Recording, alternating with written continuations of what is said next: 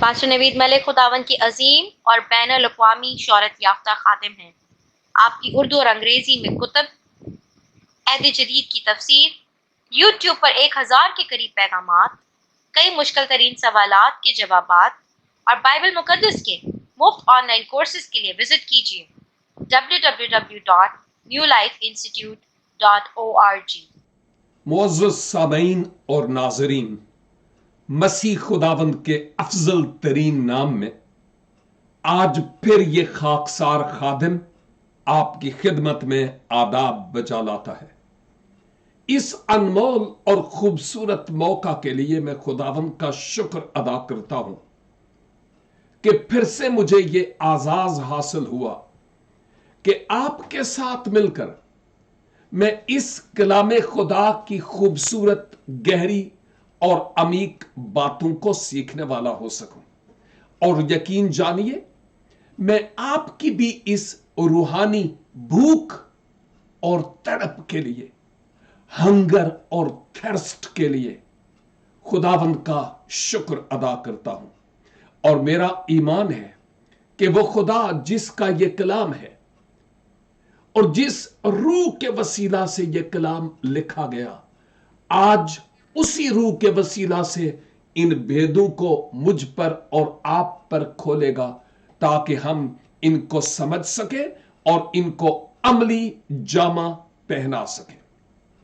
آج کے دن آپ کے ساتھ مل کر میں یوحنا عارف کی معرفت لکھے گئے خداوند یسوع مسیح کے مکاشفہ پر بات کیا کرتا ہوں۔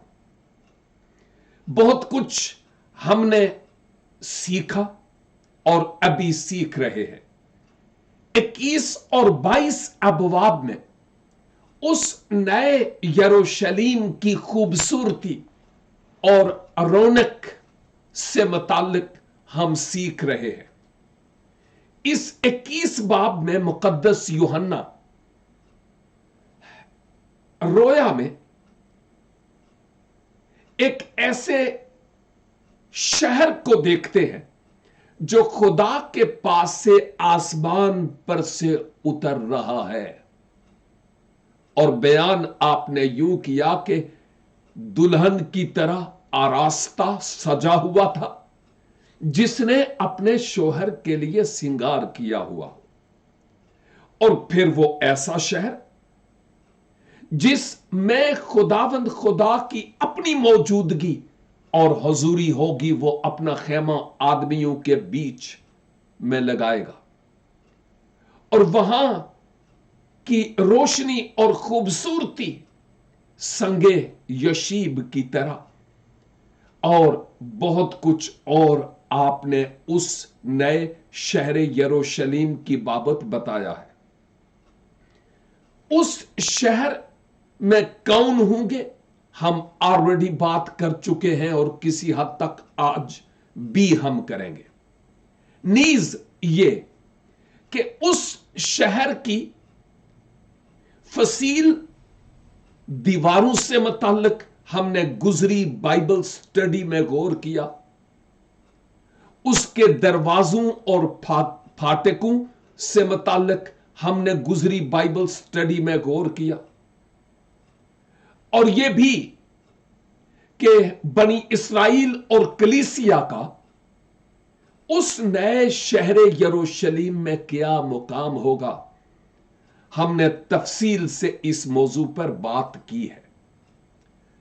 آج تھوڑا سا اور بھید کو کھولا جا رہا ہے، اور میں آپ کی خدمت میں 21 باب کی 14 آیت رکھنا چاہتا ہوں۔ اس آیت کو آپ غور سے سنیے گا، اور پھر میرے ساتھ مل کر اس پر بغور مطالعہ بھی کیجیے گا۔ یہاں پر لکھا ہے، اور اس شہر کی شہر پناہ کی 12 بنیادیں تھیں۔ یاد کیجئے کیا؟ اس شہر یعنی نئے شہر یروشلیم کی بات ہو رہی ہے، کی شہر پناہ یعنی جو اس کے چوگرد 4 دیواری تھی، जो देखी गई उसकी बुनियादें भी 12 थी। गौर फरमाइएगा और इन बातों को अपने जहन से निकलने नहीं दीजिएगा जब तक मैं इस स्टडी को मुकम्मल ना करूं।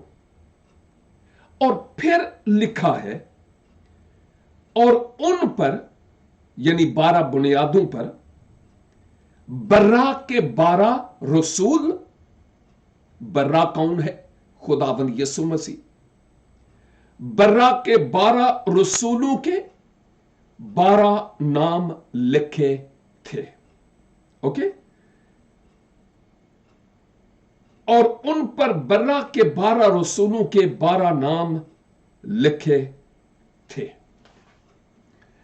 याद कीजिए कि इस आयत में हम उस नए शहर यरूशलेम की फसील पर बात कर रहे हैं और इस शहर यरूशलेम की फसील से मुताल्लिक ये कि इसकी भी 12 बुनियादें थी। रोया में यूहन्ना को यह सब कुछ दिखाया जा रहा है। इन 12 बुनियादों को जानने के लिए गौर फरमाइएगा कि किसी भी इमारत और किसी भी बिल्डिंग की मजबूती का राज उसकी बुनियादों पर है। और इस नए शहर यरूशलेम की 12 बुनियादों का होना इसकी पुख्तगी की तरफ इशारा करता है। आप खुद अंदाजा कर लें कि जिस किसी बिल्डिंग, इमारत या मकान की बुनियाद मजबूत हो, एक ही बुनियाद की बात कर रहा हूं, एक ही बुनियाद हम डालते हैं, लेकिन अगर 12 बुनियादें हों, एक के ऊपर दूसरी और तीसरी, तो फिर अंदाजा कीजिए कि उसकी मजबूती कितनी ज्यादा होगी। एक रूहानी बात यहां पर करता चला जाऊं और वो ये है कि इस फसील और इस दीवार का होना और इसकी 12 बुनियादों का होना फिजिकली माना के एतबार से समझने के लिए हमारे लिए है, लेकिन याद रखिए कि रूहानी पहलू के एतबार से इसमें मेरे लिए और आपके लिए बहुत बड़ा और गहरा, अमीक और वसी सबक है। उस नए शहर यरूशलेम को किसी से कोई डर और खतरा नहीं है, कोई मंजनीक या तोपों के जरिया से उस पर हमला नहीं करने का, क्योंकि अब सिर्फ और सिर्फ खुदा के लोग होंगे। अबलीस उसका काम, उसका मिशन और उसके लोगों का कला कमा और खात्मा हो जाएगा। लेकिन उस शहर यरूशलेम की रूहानी एतबार से बात करें तो उसमें कौन लोग होंगे, बात करेंगे, लेकिन हर वो शख्स जिसका जामा मसीहा के लहू से धुला हुआ है। कौम बनी इस्राइल के 12 कबाइल के लोग भी वहां पर होंगे। अगरचे बहुत सारे आज इस्राइली ऐसे हैं जिन्होंने मसीह को अपने शख्सी निजात दहंदा के तौर पर कबूल नहीं किया, और कईयों ने किया भी है। लेकिन याद रखिए, अहम तरीन सदाकत यह है کہ قوم بنی اسرائیل کے لوگ بھی وہاں ہوں گے، کیونکہ ہر ایک گھٹنا اس کے حضور جھکے گا اور ہر ایک زبان اقرار کرے گی کہ یسوع مسیح خداوند ہے۔ اور عہد عتیق کے انبیاء بھی وہاں پر ہوں گے، اور عہد جدید میں مسیح یسوع پر ایمان لانے والے ایمانداروں کی جماعت اکلیسیا یعنی کلیسیا، تاریکی کے قبضہ سے باہر بلائے ہوئے لوگ وہاں پر موجود ہوں گے، جنہوں نے اپنے جامے اس برے کے لہو سے اس پر ایمان لانے کے وسیلہ سے دھو دیے ہیں۔ لیکن یہاں پر لکھا ہے کہ اس شہر کی شہر پناہ کی 12 بنیادیں تھیں۔ میں سمجھتا ہوں کہ چونکہ اس شہر میں کلیسیا یعنی خدا کے لوگ اور خدا بذات خود ہوگا، اور یہ خدا کے لوگ کیوں وہاں ہیں اور کیسے ہیں، اس کی بنیادیں کیا ہیں، ریزن کیا ہے، وجوہات کیا ہے، بات کر رہا ہوں۔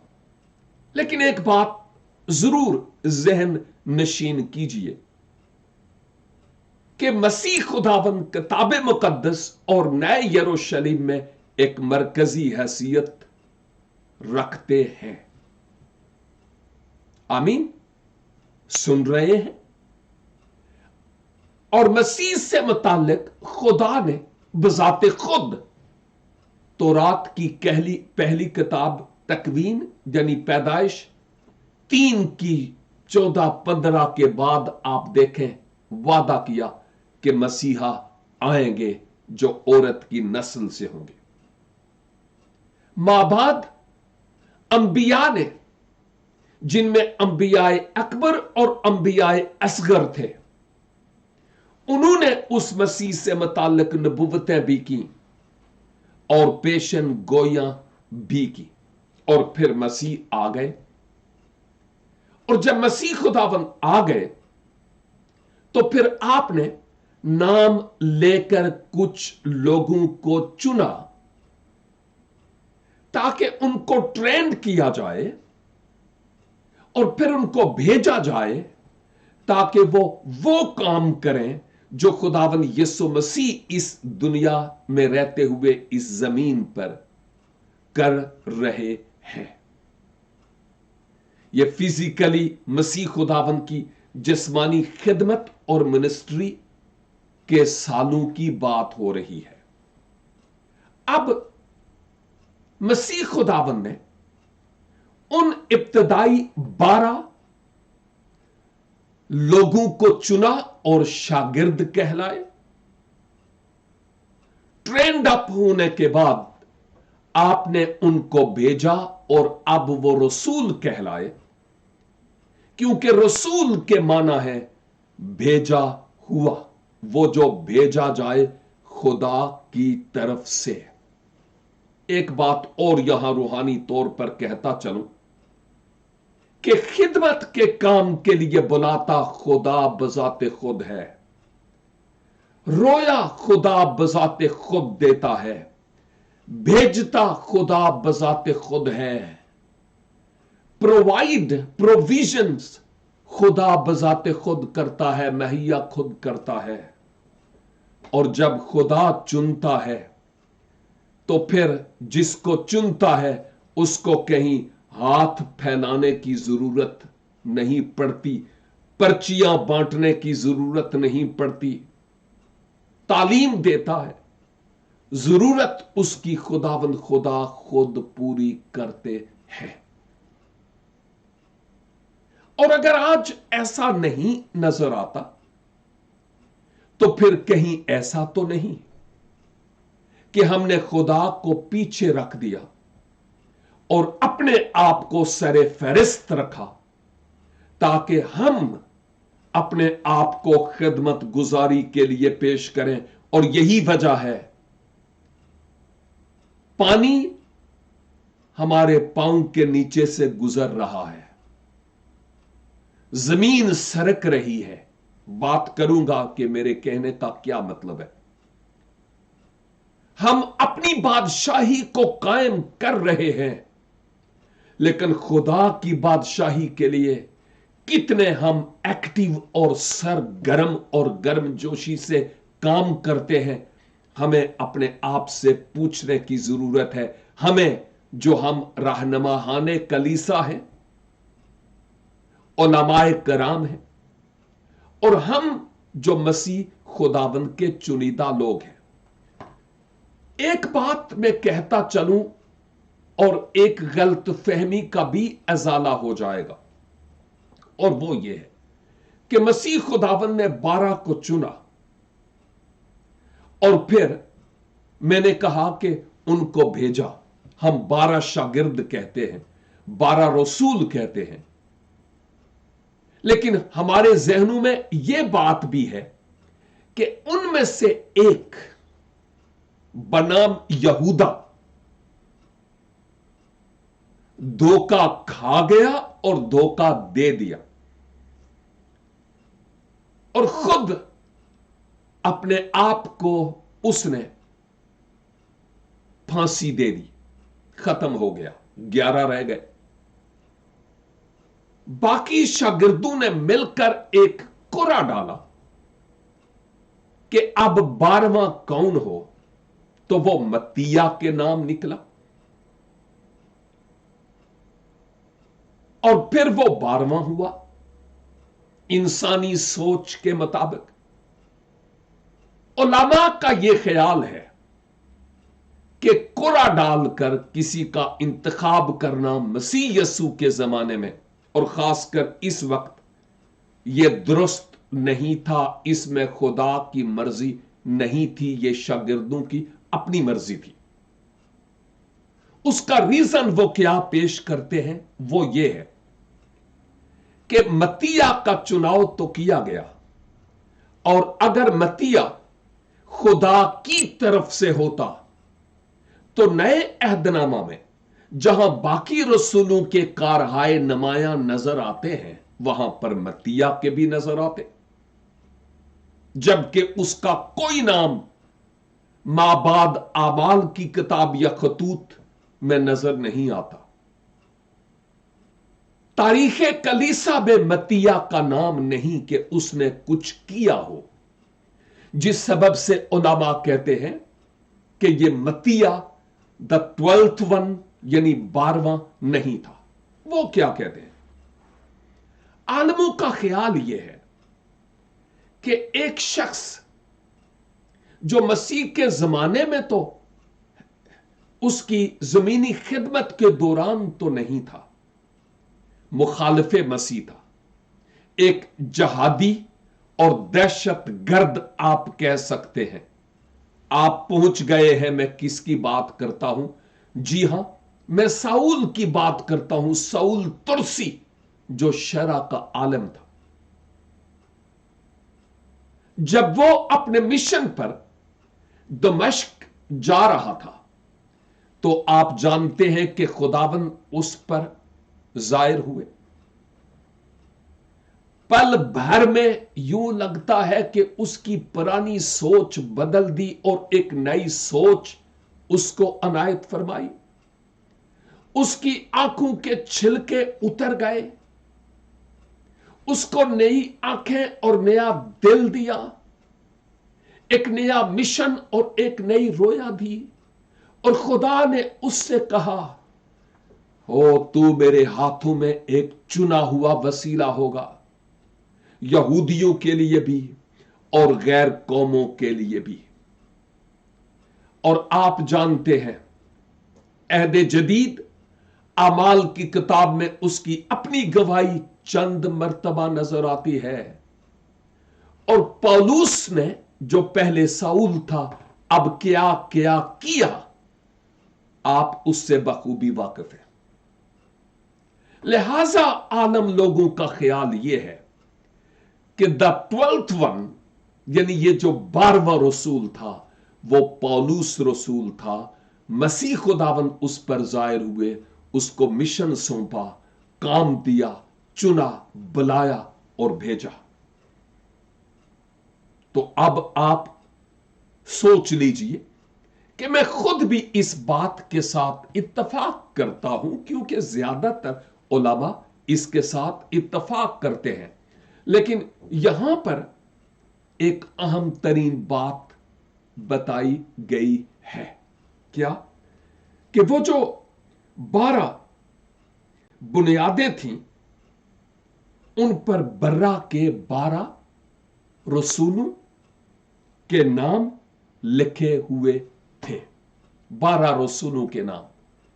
अब 12 रसूल, जिनमें रसूल आजम पौलुस बजाते खुद थे, वो मुकम्मल हो गए। बुनियादों पर नाम से क्या मुराद है? याद कीजिए, मैंने पहले कहा कि अहद अतीक के अंबियाए असगर और अकबर मसीह खुदावन की आमद के लिए नबुव्वतें करते चले आए, और मसीह आए, आपने 12 को चुना और फिर उनको मिशन सौंपा, आप चले गए। लेकिन वो उस तालीम को, एवेंजलिज्म को, बशारत को, गुड न्यूज को, खुशखबरी को सुनाते चले गए, और उनके वसीला से एशियाए कूचक में और मगरब में, इवन यहां तक कि उन इब्तदाई मसीहों के वसीला से अफ्रीका में भी इंजील का पैगाम पहुंचा और कलीसाएं वजूद में आई। तो मैं यूं कहूंगा कि ये जो बुनियादें हैं 12, ये 12 रसूलों ने जो तालीम दी, और वो कलीसिया उस खुशखबरी को सुनकर मसीह यसू पर ईमान लाई और कलीसिया बनी। ये उस तालीम की तरफ इशारा है, ये जो 12 बुनियादें हैं। मैं आपकी तवज्जो एक दो आयात की तरफ लिए चलता हूं। इफसस की कलीसिया के नाम लिखा गया पौलुस रसूल का खत, और उसका 2 बाब और इसकी 19 आयत से गौर से सुनिएगा। लिखा है, बस अब तुम परदेसी और मुसाफिर नहीं रहे, बल्कि मुकद्दसों के हम वतन और खुदा के घराने के हो गए, और रसूलों और नबियों की नींव पर, जिसके कूने के सिरे का पत्थर खुद मसीह है, तामीर किए गए हो।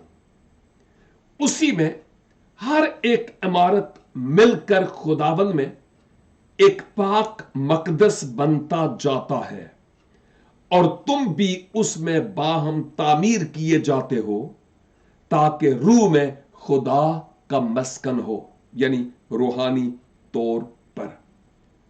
रसूलों और नबियों की नींव पर, यानी वो नींव जो उन्होंने तालीम दी, नींव से मुराद बुनियाद ही है। और मसीह खुद इस इमारत की बुनियाद है, मरकज, अहम तरीन शख्सियत, हमारे ईमान की बुनियाद खुदावंद यीशु मसीह है।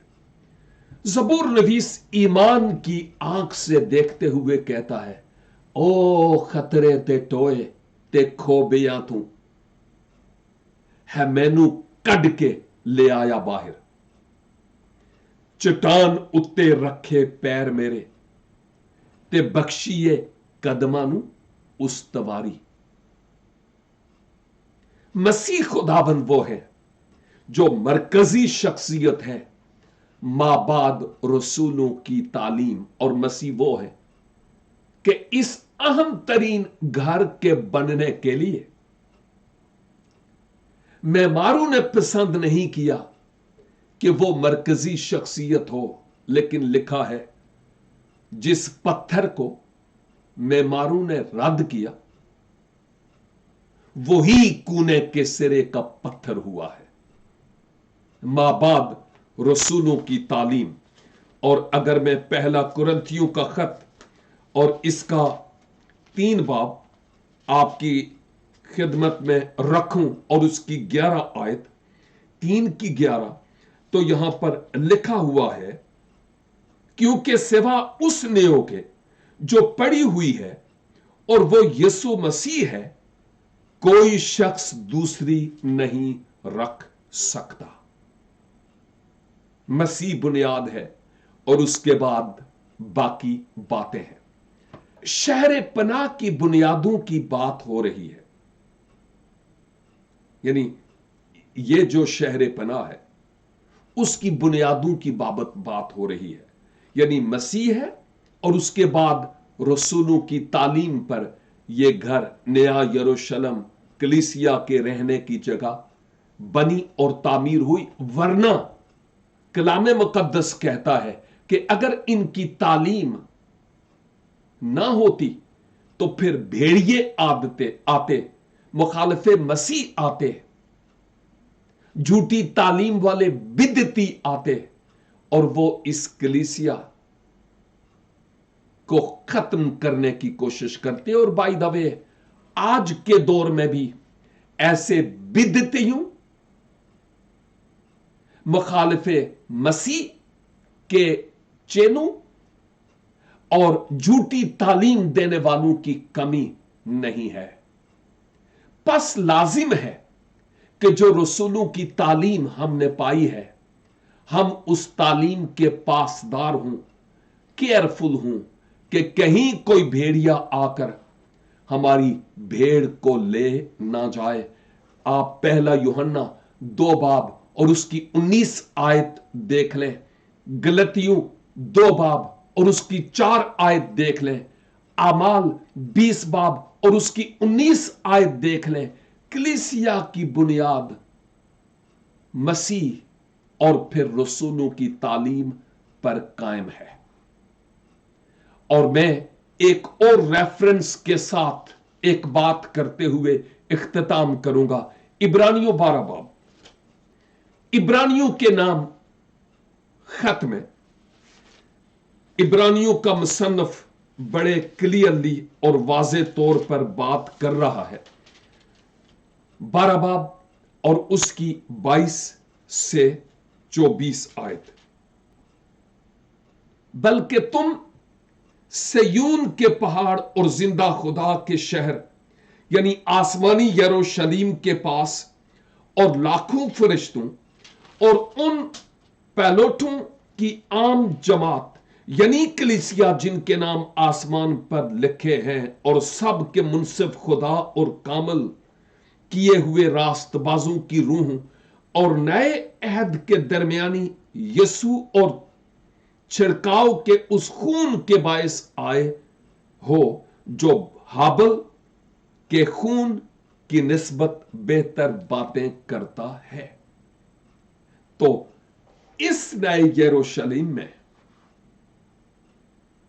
हर वो शामिल होगा जिसने मसीह यीशु के खून को अपने ऊपर लिया और पाक हुआ है। उसकी अपनी रास्तबाजी नहीं, बल्कि मसीह की रास्तबाजी को उसने पहन लिया है।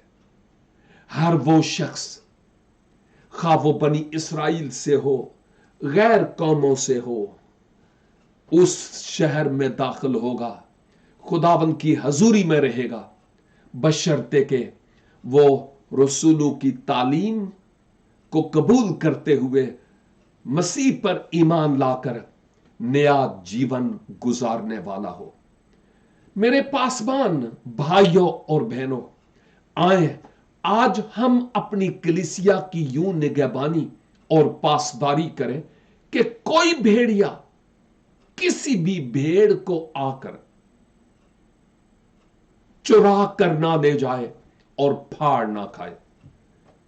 इस बात को कहते हुए मुझे कोई आर नहीं है कि हमारी नासमझी के सबब से, यानी हम लीडर्स की अदम तवज्जे के सबब से, कई 2 टांगों वाले भेड़िए आते हैं, हमारे नौजवान बेटों को اور بیٹیوں کو وہ اپنے پیچھے لگا لیتے ہیں اور بعد میں ہم مکھی کی طرح ہاتھ ملتے رہتے ہیں، لیکن اب پچھتائے کیا ہوت جب چڑیاں چگ گئیں کھیت۔ عدالتیں بھی ہماری نہیں سنتی ہیں، اور ریزن کیا ہے؟ ہم رہنماہان کلیسا نے اپنی بادشاہی کو قائم کرنے کی کوشش کی، ہم سے مراد ہم میں سے زیادہ تر نے، اور ہم نے بھیڑوں کی خبر گیری جس طور پر کرنی چاہیے تھی نہیں کی۔ ہمارے کئی نوجوان غیر قوموں کے پیچھے، خواہ وہ بیٹے ہیں یا بیٹیاں ہیں، چلے گئے، اور بھیڑیوں نے ہماری بھیڑوں کو پھاڑا، لیکن ہم نے کیئر نہیں کی۔ گزرے ہفتے میں یونائٹڈ اسٹیٹس آف امریکہ سے ایک بھائی نے مجھے ایک ٹیکسٹ میسج بھیجا، کاش کہ میں اس کو پڑھ کے سنا سکتا، لیکن وقت اجازت نہیں دیتا۔ اس میں انہوں نے یہ کہا، بھائی خدا کے لیے اس نسل نو کے نوجوانوں کے لیے دعا کریں، ہمارے ہاتھوں سے نکل رہے ہیں۔ اور انہوں نے کہا کہ ابھی ایک ہفتہ پہلے ایک غیر مسیحی گرانے میں گیا، کیونکہ کاروبار کے اعتبار سے میرے ان کے ساتھ ٹرم ہے، اور انہوں نے کیا کہا، غیر مسیحی گرانا، کہ ہماری یہ جو بیٹی ہے اس کی شادی ایک ایسے نوجوان سے ہو رہی ہے جو کرسچن تھا، لیکن ایک عرصے سے ہمارے مذہب، ہمارے دین کی تعلیم حاصل کر رہا ہے، اور جلد اعلان کرے گا کہ اب میں کرسچن نہیں ہوں، اور اس کے ساتھ ہماری بیٹی کی شادی ہو رہی ہے۔ او میرے عزیزو، اس بھائی نے کہا میرا دل پھٹ رہا ہے اور میرے آنکھیں اشک بار ہیں، اور اس میسج کو سن کر میں نے کہا، قصور نوجوانوں کا نہیں ہے، قصور ہمارا ہے، اور ہمیں مل کر ایسی قیادت کو چیلنج کرنے کی ضرورت ہے، بلکہ ان کی مدد کرنے کی ضرورت ہے، اگر وہ چاہیں تو، کہ ہم نوجوانوں کو اس طور پر درس دے سکیں، ان کی جڑیں مضبوط ہوں، اور مسیح کا نام ان کے وسیلہ سے جلال پائے۔ عزیزو، ہمارے ہاتھ سے زمین نکل رہی ہے، ہمارے پاؤں کے نیچے سے زمین نکل رہی ہے، ہڑ ہمارے نیچے آ رہا ہے۔ ہم کیا کرتے ہیں اس نسل نو کے لیے؟ میرے گیتوں اور باتوں اور دعاؤں کے وسیلہ سے نہیں ہوگا، جب تک کہ ہم اپنے نوجوانوں کو ان کے ایمان کی وجہ نہ بتائیں تو۔ خداوند مجھے اور آپ کو ان نوجوانوں یعنی ان بھیڑوں کی درست طریقہ سے خبر گیری کرنے کا فضل عنایت فرمائے۔ God bless you. چھوٹی سی دعا کے ساتھ اختتام کروں گا۔ اے خداوند، ہمیں معاف کیجئے کہ جس طور پر ہمیں اپنی بھیڑوں کی، جن کے ذمہ دار آپ نے ہمیں بنایا ہے، خبر گیری کرنی چاہیے تھی، ہم نے نہیں کی۔ معاف کیجئے، معاف کیجئے خداوند، اور ہمیں فضل عنایت فرمائے کہ آئندہ کے لیے ہم پیشن اور بوجھ کے ساتھ ان نوجوانوں کی مدد کرنے والے ہوں، تاکہ وہ آپ کو اپنے شخصی نجات دہندہ کے طور پر قبول کر سکیں۔ اور خداوند دعا کرتا ہوں، ہمیں ان کو ٹیچ کرنے کا فضل عنایت فرمائیے۔ اس وقت آن لائن فیس بک پر، یوٹیوب پر، واٹس ایپ گروپس میں جو اپنی پریئر ریکویسٹس لکھ رہے ہیں، خداوند آپ ان کی نیتوں اور ارادوں کو جانتے ہیں۔ جو بیمار ہیں، یسوع کے نام سے ان کے لیے شفا جاری ہو جائے۔ جو پریشان حال ہیں، उनको सुख और चैन मिले और हर तरह की टेंशन मसीह यस्सु के नाम से रिमूव हो जाए। खुदा बाप, इस खाकसार खादम की दुआ को सुनिए और कबूल कीजिए, क्योंकि मांगता हूं मसीह खुदावंद के जलाली और पुरफजल नाम के वसीला से। आमीन एंड आमीन। खुदावंद आप सबको आज के इस सुने गए कलाम के वसीला से भारी बरकत अनायत फरमाए। फिर मिलेंगे जब खुदावंद की पाक और मुकद्दस मर्जी होगी। मुझे बर्दाश्त कीजिएगा। आमीन।